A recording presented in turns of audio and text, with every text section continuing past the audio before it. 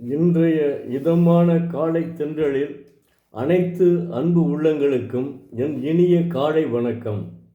இன்று ஒரு குறள், அதிகாரம் 21, தீவினை அச்சம், குறள் எண் 210. இந்த அதிகாரத்தில் இதுதான் கடைசி குறள். தீவினை அச்சம். அருங்கேடன் என்பது அனைத்து அன்பு உள்ளங்களுக்கும் இனிய காலை வணக்கம். அருங்கேடன் என்பது அறிக மருங்கோடி தீவினை செய்யான் எனின். தெய்வப்புலவர் திருவள்ளுவர், ஒருவன் செந்நெறிக்கண் செல்லாது கொடுநெறிக்கண் சென்று பிறர் மாட்டு தீவினைகளை செய்யானாயின் அவனை அரிதாகிய கேட்டையுடன் என்பது அறிக என்கிறார். அதாவது தீவினைகளை செய்பவன்தான் கெடுவர், தீவினைகளை செய்யாமல் இருப்பவன் நிச்சயமாக கெடமாட்டான். பிறருக்கு கேடு நினைப்பவன் தான் கெடுவான், பிறருக்கு கேடு நினையாதவன் கெடமாட்டான்.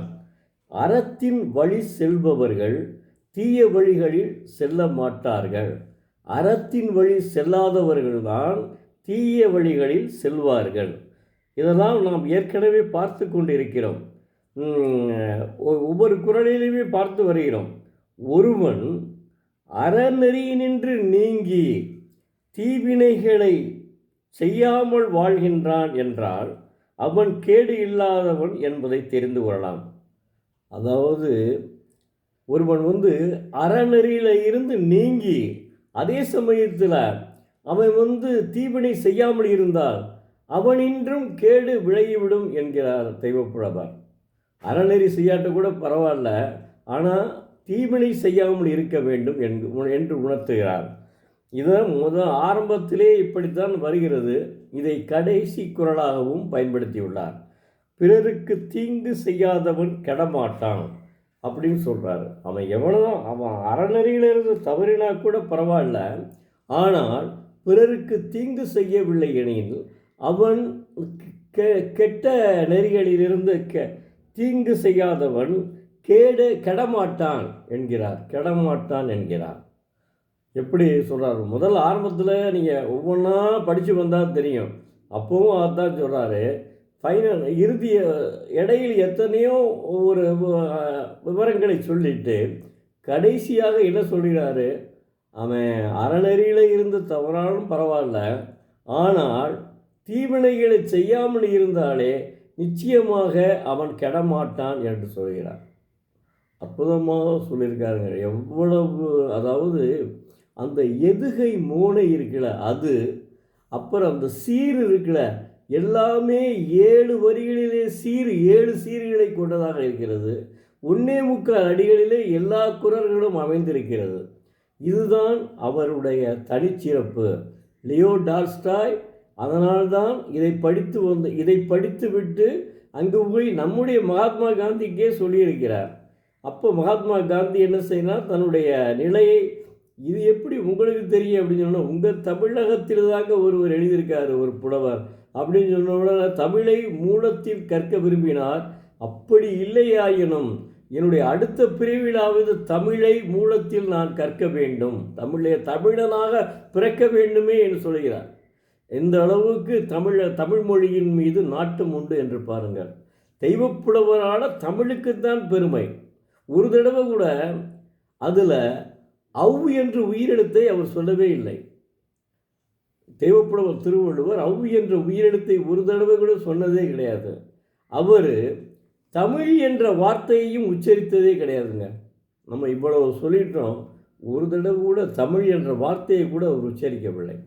மாணவ செல்வங்களே, தயவு செய்து தினமும் ஒரு குறள் படியுங்கள். ஒரு குறளில் ஒரு அத்தியாயத்தை ஃபுல்லாக படித்துவிட்டு அடுத்த ஒரு அதிகாரத்திற்கு போங்கள்.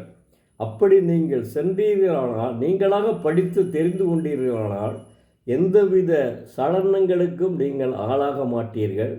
நீங்கள் மிகப்பெரிய ஒரு மருத்துவராகவோ அல்லது ஒரு பெரிய விஞ்ஞானியாகவோ ஆனாலும் அப்படி ஆகி பெரிய மனிதர்களாக இருந்தால் கூட இப்போ இருக்குல்ல, அதை நான் உங்களோட என்னென்னே சொல்லக்கூடாது, லிவிங் டுகெதர்னு சொல்லிட்டு இப்போ ஒன்றும் அயல்நாட்டு மோகம் நம்மிடம் வளர்ந்து விட்டது.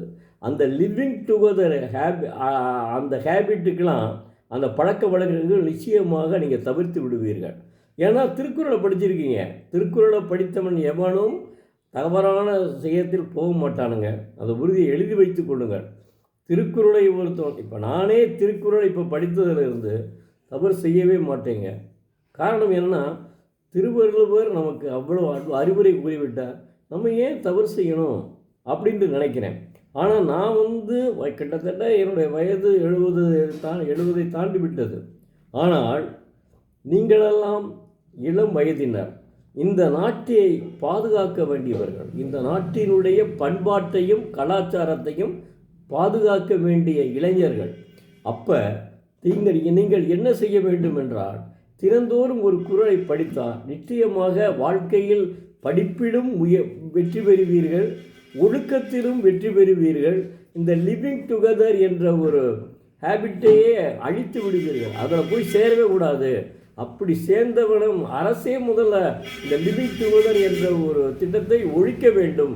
அரசு முன்னெடுக்க வேண்டுங்க, ஒழிக்க வேண்டும். பேரறிஞர் அண்ணா மாதிரி இருக்க வேண்டும் எல்லாரும். நன்றி, வணக்கம். நாளை மீண்டும் ஒரு குரலுடன் உங்களை சந்திக்கிறேன்.